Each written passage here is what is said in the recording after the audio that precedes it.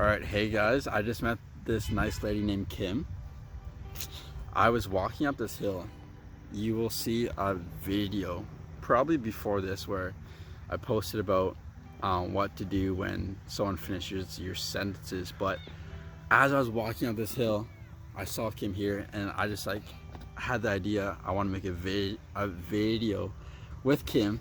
So I was just gonna ask her some questions that a lot of you probably are wondering from an outsider perspective on what people think of someone with a stutter. So, Kim, I just asked you this, but do you have any experience with stutters in your life before? I do have a friend that has Tourette's, so she does have that speech impediment because of that. Other than that, no. Not in direct relation, no. Okay. And if someone were to walk up to you and say, "Hi, my name's Chase," how did that make you feel inside? Be complete. I don't care if you say shitty and anxious. How did that block make you feel? Empathetic. Empathetic. Yeah. Do you think that would range on the person, or do you think more people would be empathetic? I think if I could identify with someone who's struggling to get a word out, I would be empathetic, regardless of who they are. Okay. Would there be situations that you believe some people wouldn't be able to pick up on the empathetic part, and what would someone with a stutter have to do in order to kind of lay out the playing field in order for them to connect with the stutterer to gain the empathetic feeling, if you know what I'm saying? Yeah, no, I do. I think virtual contact. So if you're calling into something, so say calling into Shaw or Telus, Okay. or maybe to identify that you have a stutter, so the person on the other end understands that there's a speech impediment. 100%. Yeah, because I think in person it's a bit easier to kind of grasp that, because you can see someone's facial features and how they're acting. Yeah. But over the phone it's way more difficult. 100. Yeah. 1000% actually. And because when you do advertise that you have a stutter, I don't know if you can tell, I still do stutter sometimes. Right. But it's gotten a lot better.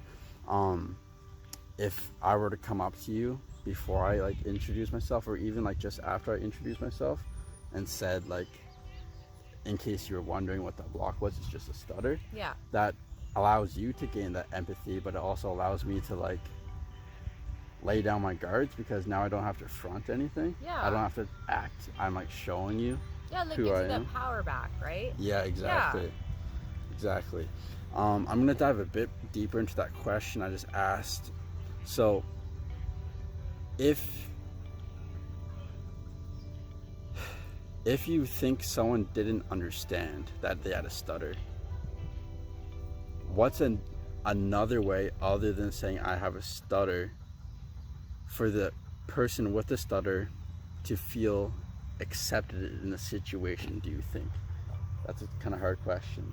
So they don't self-identify? They want to go into the interaction, but they don't feel like they want to say, hey, just I have a stutter. They just want to go into the interaction and be open. What's a way that, or even a mindset or a thought they can go in with beforehand that will allow them to be true to themselves? Well, I just think everyone's different, and everyone's blessed with different personalities and different dispositions, and if you do have a stutter, that's not it's not a negative thing, it's just a unique thing. Yeah. Right? So 100%. it's maybe looking at it more of a unique point of view as opposed to a defect. 100%. Right? Being kind of, I wouldn't say proud of it, but we should be proud of our individuality. Right? 100%. So yeah, that's actually the only way to be, and that's the biggest part about the only way to overcome your stutter is to accept it, truly who you are, and and it's actually embrace it. Yeah.